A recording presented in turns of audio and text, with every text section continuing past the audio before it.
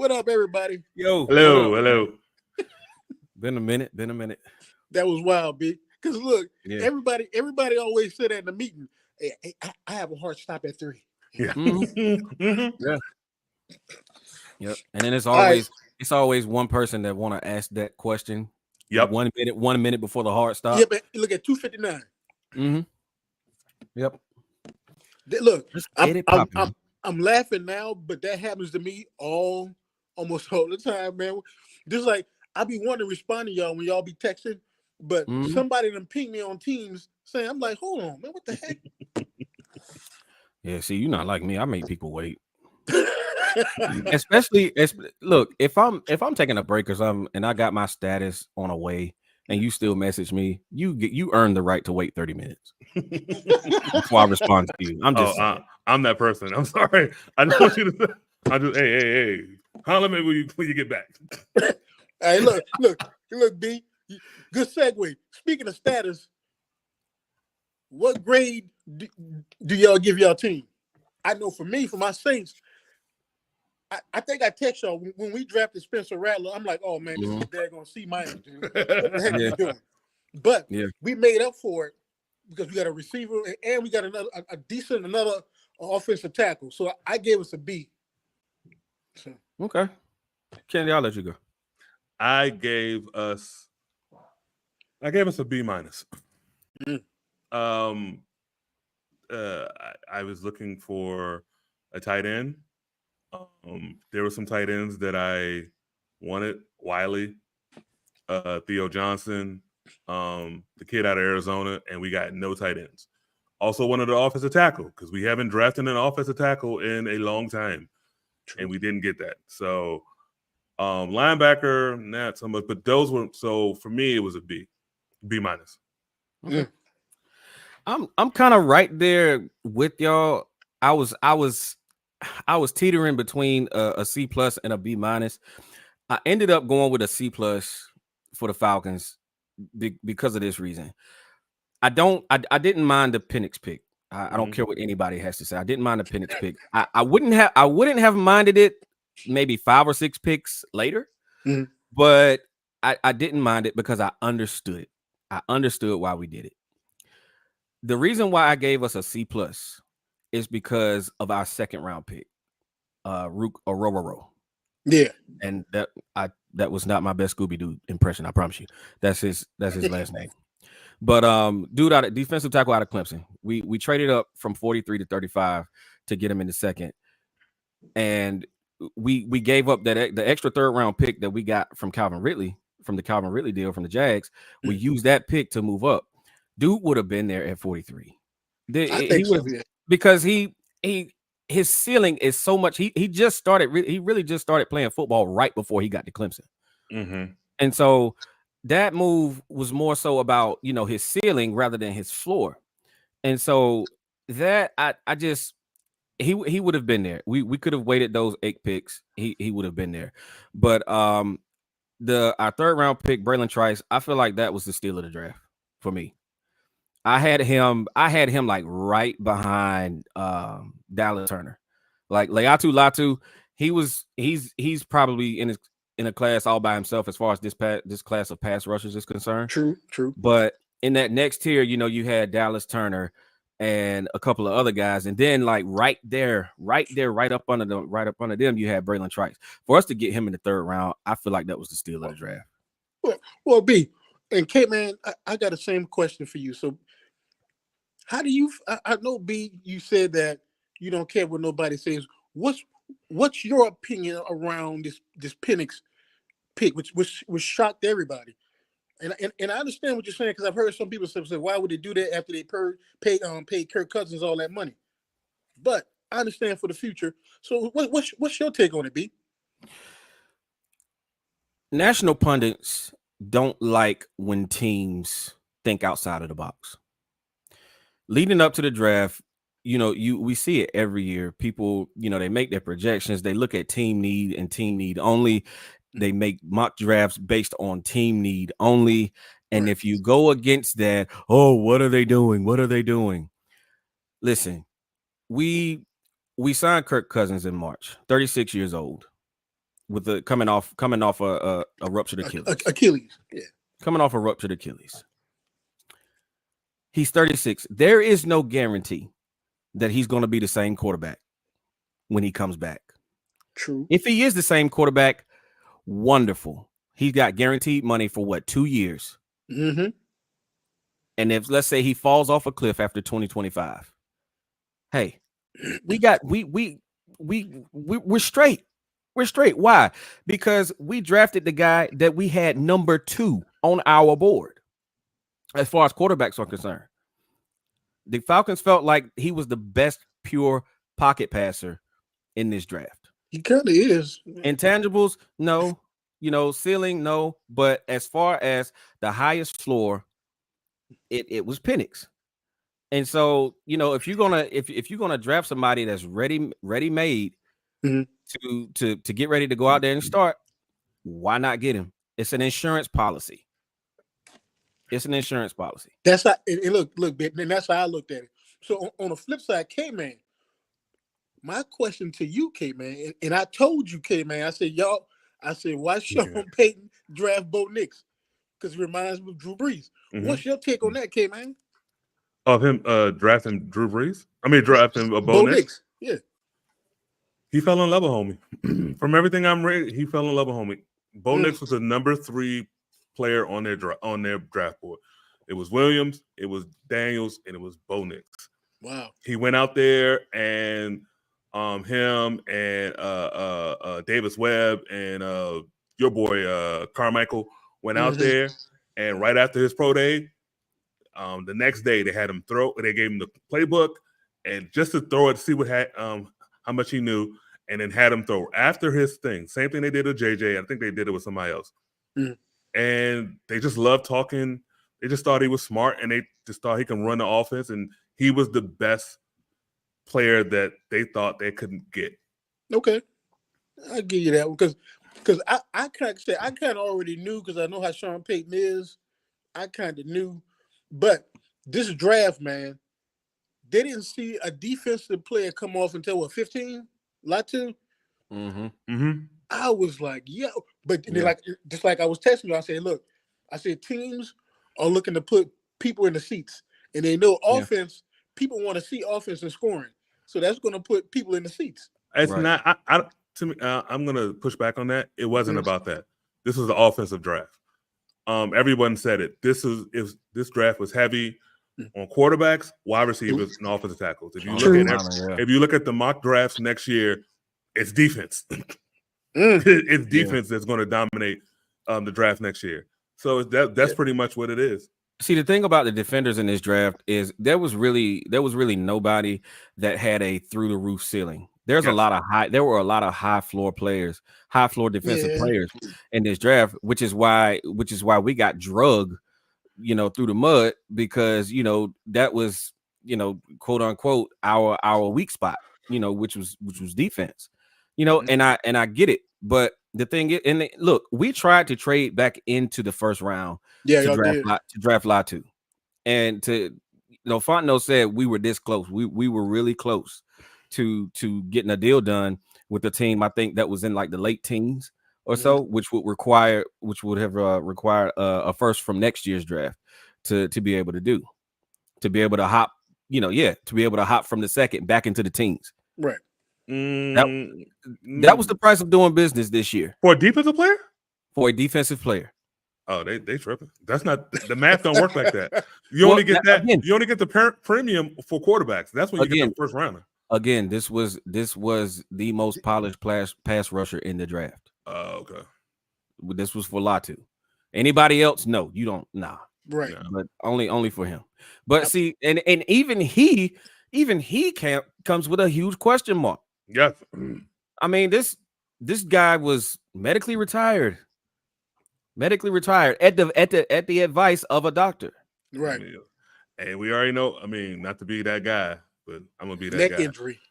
Or say them Samoans. if they healthy, you get Junior Seau and you get Tro Malu. If they not, you get all the other ones. Hey, look, I was gonna say, look, hold on, sir. I was gonna say, You know, I wonder if Irsay made that pick while his nose was a little dusty. Oh my god! I just wonder. See, I'm laughing because when I Because was you in know the his nose gets dusty. I'm laughing because when I was in the Army, I knew when I was in Alaska, I knew people that were Samoan. I knew some guys from Tonga too, and these dudes was like huge, man. They were like 18 years old, big 6'3", 6'4". And I'm like, in my mind, I'm like, you 18, you 17, what the heck? Yeah. But to that, I want to say.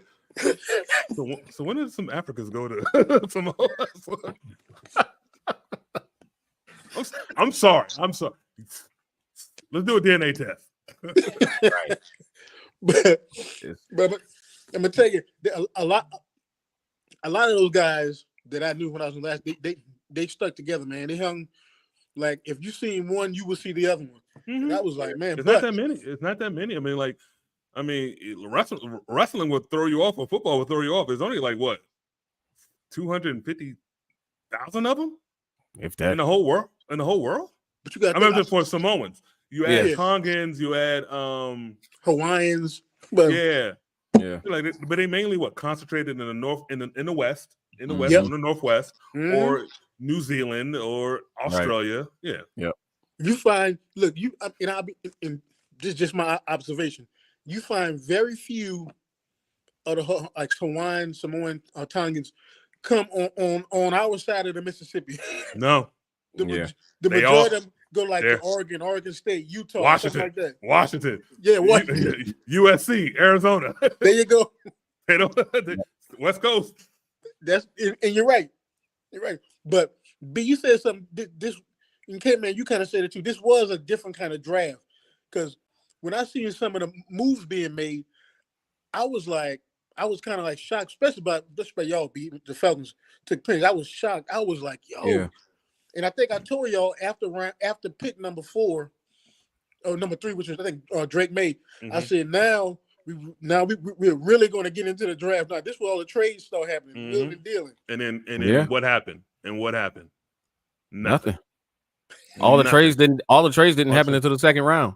Yeah, right. Because the Giants wanted to go to 3 and they couldn't go to 3, and they're trying to bluff their way, and then they end up taking a receiver who did not look happy going to the Giants. Right. And then everything started to fall. But I want to bring up back to this national media. I want to bring up these grades. So I want to talk about these grades that they have. So I know a lot of stuff is clickbaity and everything like that. Right. But I want to say this.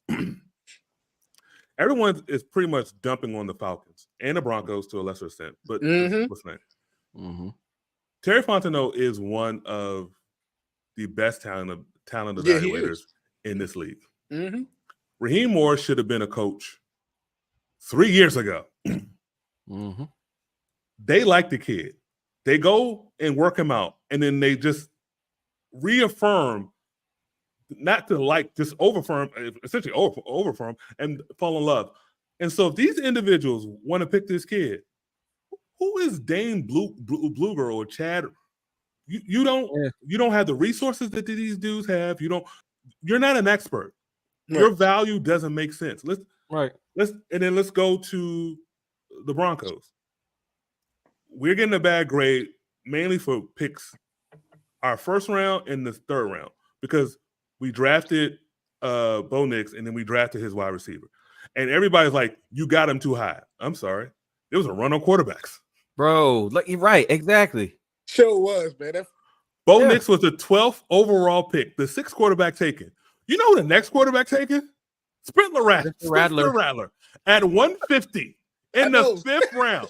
The gap between those 6 and the rest was the Grand Canyon or the Indian Ocean. So the fallacy of like, oh, you could have got him, you could have traded back and got him. Why? The Giants wanted him.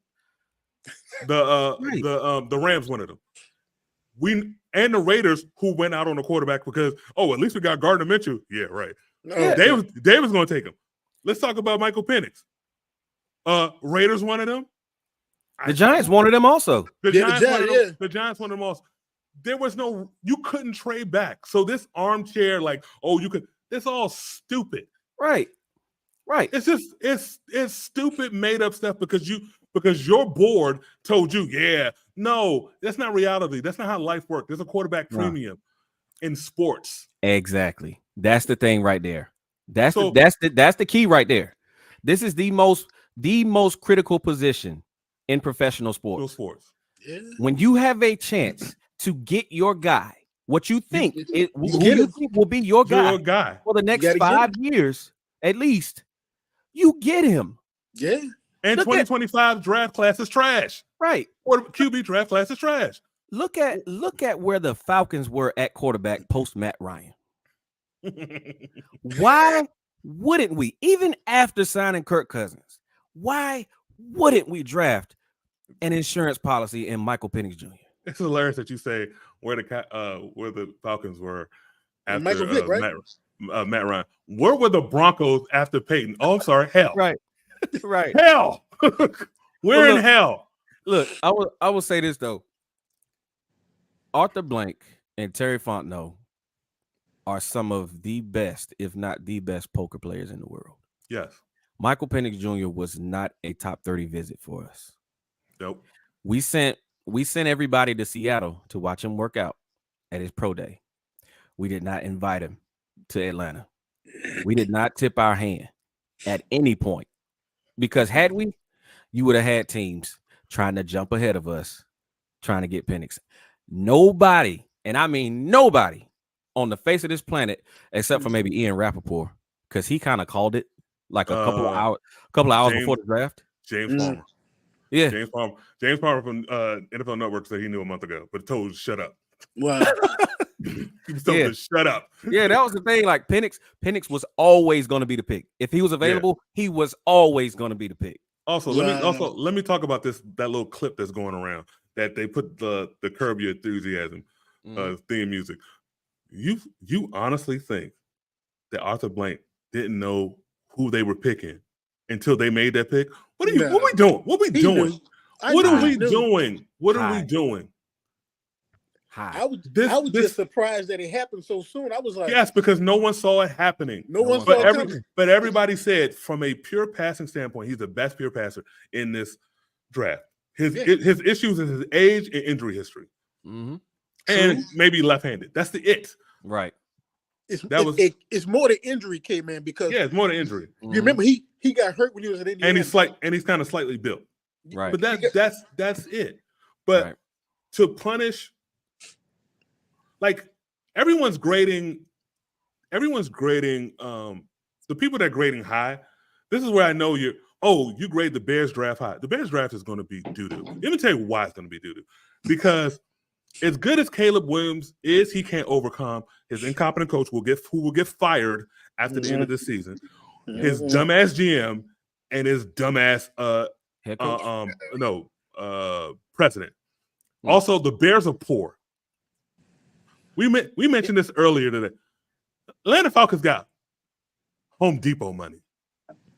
Broncos got that Walmart money. Great value. They can afford to mess up. A team that unfortunately was passed down and they don't have no real influx of cash coming in. That's why they're trying to get out of the stadium. Yep. They can't make the mistakes, but they're constantly making mistakes because of the organization. That's why a lot of people like where JJ went. Because of the structure. Everyone said, from the structure standpoint for these quarterbacks, Denver, Minnesota, and I forgot to bring up, the Atlanta Falcons got this dude named Zach Robinson, who I'm hearing will be a coach really, really soon. Mm-hmm. So the structure versus we don't know what's going on in New England. Oh yeah. Yep. We already talked about the Bears. And maybe Jaden might be fine with Cliff. He might. He remains to be seen. We don't know because he's not proven like that. Right. Exactly. And look, you brought up New England. Hey man, I hope Drake May can make it, but I don't know. I don't know, man. With also, look, I got nothing. Okay, go ahead. No, I was gonna say I got nothing against Gerard Mayo. Nothing at all. Mm-hmm. he hasn't proven that he can do anything with a quarterback. He's a rookie head coach. Defensive guy. Yeah, he's a defensive guy, and he got a quarterback from a system, from a school who's known to put out flash in the pan quarterbacks that flame out within a year or two. Mm-hmm. So I'm not gonna say I don't trust that situation. I gotta see it work. But you gotta have y'all looked at who the Patriots drafted? They only drafted one defensive player. Yeah, but everybody else was offense. It's their structure.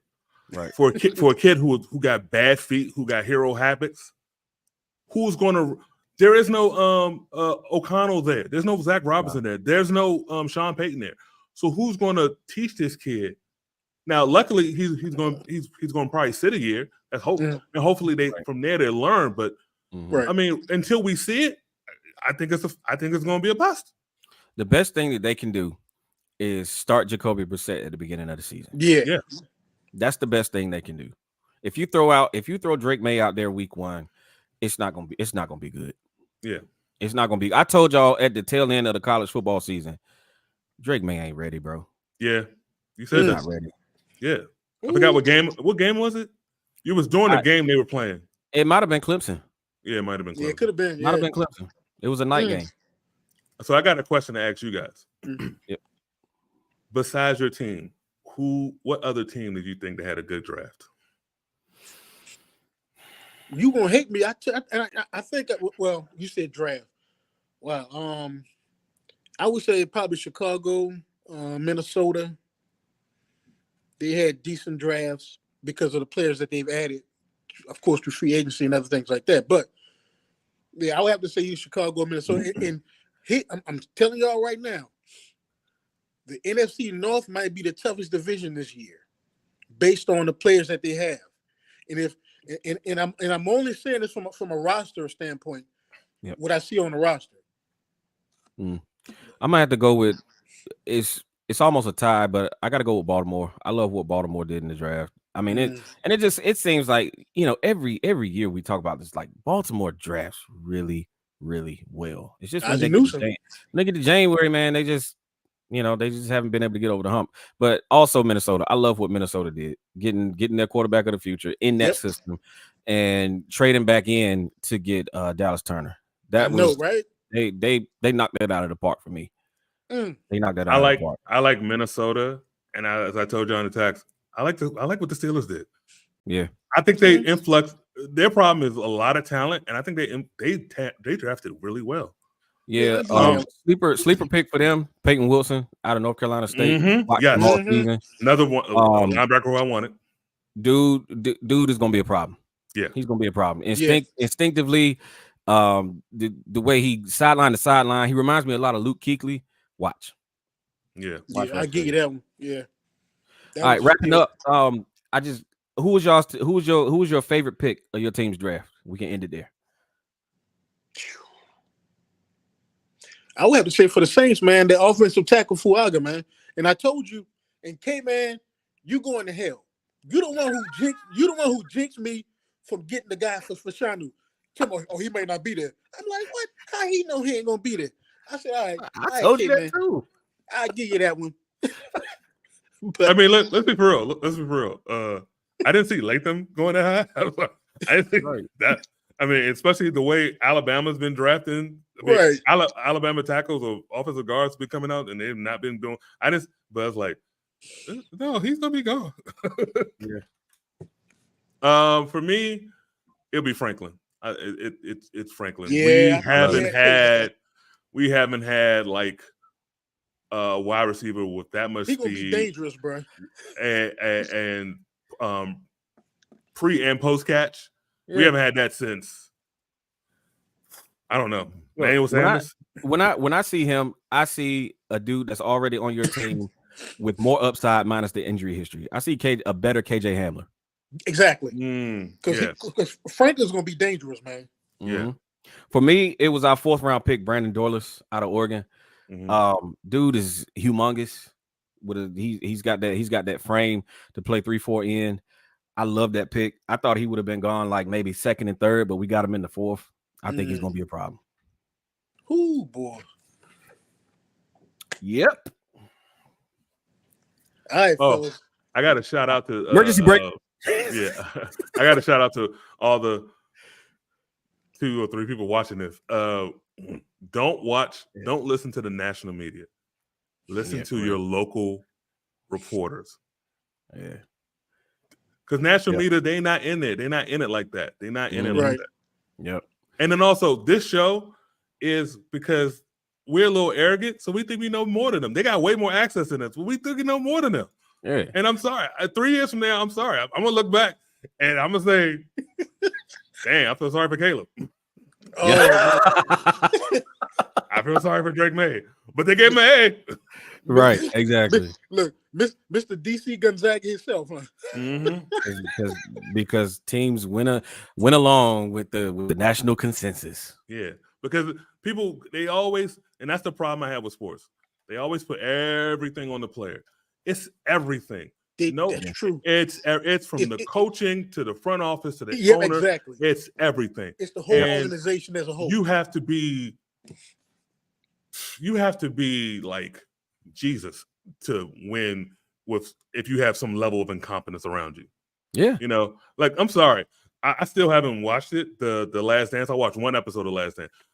The first episode shows you why Michael Jordan stinks as an owner. Yeah. Because and it's a shame what they did to Jerry Krause, because Jerry Krause built a championship. Right. He built a championship dynasty. Michael Jordan, in his Boys to Men jeans in 2024, drafting lames. I know, right? He did for the Wizards, right? And one more point about the Falcons. You know, an organization that doesn't have that many resources either, even though they have a quarterback, seems to draft a quarterback every year. Oh, it's called the Green Bay Packers. Mm-hmm. They draft ahead of time. Yeah. Favre has 4 or 5 years left on them. They still drafted Aaron Rodgers. Aaron Rodgers had 4 or 5 years left. They still drafted Jordan Love. They drafted Michael Pratt. You know, and they also they draft quarterbacks to flip them for picks. True. Exactly. That's the key character that came, man. They know just like you say, they do it for picks, man. That's what it is. Man, yeah. Look, if y'all want to laugh, y'all want to be entertained, go listen to some of the draft calls that Raheem put out when we drafted players. Dude is hilarious, man. Dude, it's hilarious. Sean, I know you probably ain't gonna do it. This is more so for Kennedy. Kennedy, go check him out. He should have been once again, he should have been a coach 3 years ago. This man is a Shanahan disciple. He coached both offense and defense. When he was in Tampa, he was too young. Yep. And he still took him to the playoffs. Yeah. True. Can't deny that one, bro. Yep. All right, fellas. It's been real. It's been real, bro. 28 minutes? Yep. Emergency break. Yep. All right, man. To the next one. Peace. Peace.